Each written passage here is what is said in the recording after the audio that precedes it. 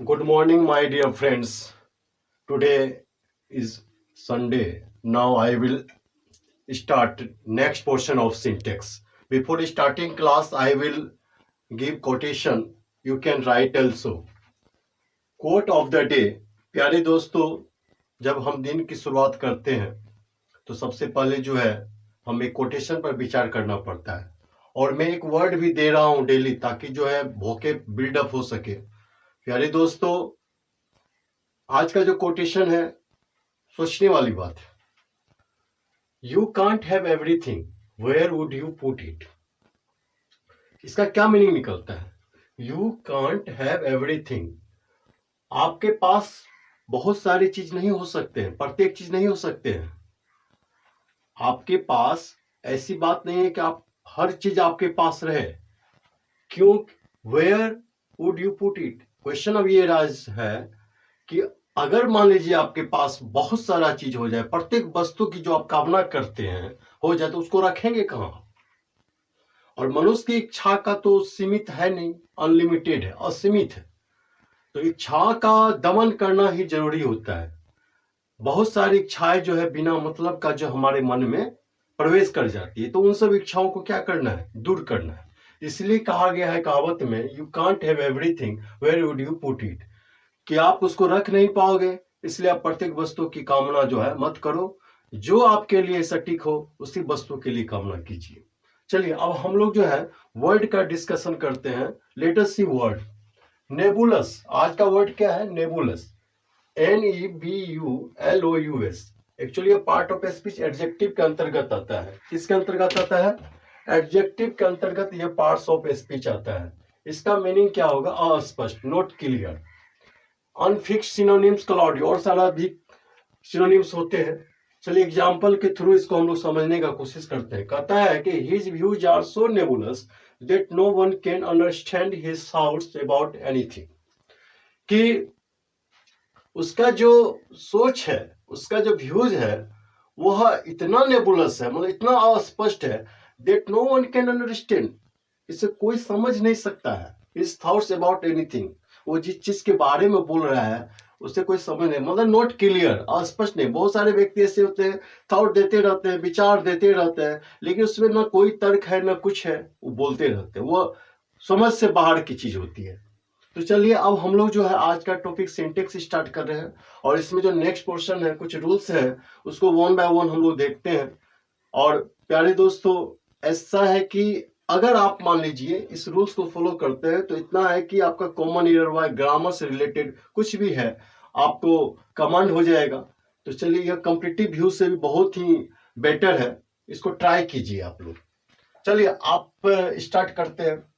कहते हैं रूल्स में क्या करिए कि sometimes two nouns are joined by and. यहां पर क्या कर रहा है कि sometimes two nouns are joined by and but they suggest only one person or thing. Naturally, singular verb will be used. Sometimes two nouns are joined by and but they suggest only one person or thing. Naturally, singular verb will be used. देखिए यहाँ कहने का क्या तात्पर्य है, कभी कभी क्या होता है, जैसे हम लोग पहले जो बेसिक रूल्स क्या कहता है कि plural verb takes plural subject takes plural verb. Okay, plural subject takes plural verb. तो यहाँ पे जैसे मान लीजिए राम एंड श्याम है, Ram and Shyam are talking. Okay, चलिए यहाँ पे आप देख रहे हैं कि दो सब्जेक्ट है, एंड से जुड़ा हुआ है, और जिसके कारण जो है चूंकि एक अलग हुआ एक अलग हुआ, डिफरेंट सब्जेक्ट हो गया, दोनों मिला के क्या प्लूरल हो गया, जिस कारण यहाँ वर्ब एक्सिलरी वर्ब का प्रयोग हुआ है, लेकिन वो प्लूरल फॉर्म में। ओके, तो यहाँ पर देखिए Ram and Shyam are talking, तो ये बातचीत कर रहे हैं, तो आप देखिए एक से ज्यादा है, इसका मतलब प्लूरल वर्ब का प्रयोग हुआ। लेकिन यहाँ क्या कर रहा है कि sometimes two nouns are joined by and but they suggest only one ideas, one person, one thing. You can say you can use only singular verb. How can possible? You can see example. The great scholar and poet is dead. इसका क्या meaning निकला कि the great scholar and poet is dead। जो एक व्यक्ति का चर्चा कर रहा है जो कि पोएट भी है और स्कॉलर भी है, मतलब एक ही व्यक्ति की चर्चा हो रही है। आप सेंस लगाइए कि the great scholar and poet is dead. इसमें क्या कर रहा है कि the great scholar and poet is dead, मतलब क्या दोनों एक ही चीज है, मतलब उसमें दो प्रोफेशनल है, मतलब उसमें क्वालिटी भी बढ़ा हुआ है दो ठो, वो विद्वान भी है और पोएट भी, कवि भी है। तो मतलब क्या वो कवि भी ऐसा भी होता है कि वह दो, हर एक व्यक्ति में दो गुण हो सकते हैं, दो प्रोफेशनल अपना सकते हैं। तो द ग्रेट स्कॉलर विद्वान के साथ साथ क्या है, पोएट भी है, is dead. Is this condition you can use singular verb. Okay, यही यहाँ पे कह रहा है कि आप सिंगुलर वर्ब का यूज कैसे करते हैं। अब जैसे यहाँ देखिए, he is a scholar and poet, मतलब सब्जेक्ट क्या है, सिंगुलर है। He is a scholar and poet, वो विद्वान भी है और कवि भी है। ठीक है, आप इस एग्जाम्पल से आप इसको समझ में आ गई होगी बात। लेकिन आप क्या कर रहा है, but if there are two persons और things the article should be use twice with a plural verb. अगर मान लीजिए दो पर्सन और थिंग्स हो और आपका यूज प्लूरल वर्ब के तरह करना हो, तो उसमें अलग अलग आर्टिकल का प्रयोग करना है सब्जेक्ट के पहले। क्या कर रहा है, if there are two person और thing the article should be use, क्या होनी चाहिए, ट्वाइस, दो बार आर्टिकल का प्रयोग होना चाहिए। किसके लिए, विथ प्लूरल वर्ब के साथ, मतलब प्लूरल वर्ब के लिए जो है दो आर्टिकल का यूज होना है।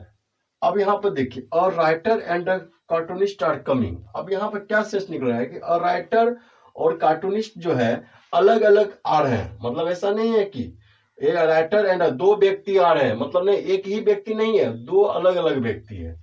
A writer and a cartoonist are coming. आप इससे क्या समझ रहे हैं कि अगर दो नाउन को अगर हम एंड से जोड़ते हैं तो वहां पे क्या होता है कि अगर आर्टिकल का आयु, नाउन के पहले तो आर्टिकल नहीं जोड़ा था, अगर मान लीजिए दो सब्जेक्ट है उसको अगर हम लोग एंड से जोड़ते हैं तो अलग अलग क्या करते हैं, आर्टिकल का प्रयोग करते हैं। तो ऐसी स्थिति में वर्ब क्या हो जाएगी, ऐसी स्थिति में वर्ब आपका प्लूरल होगा।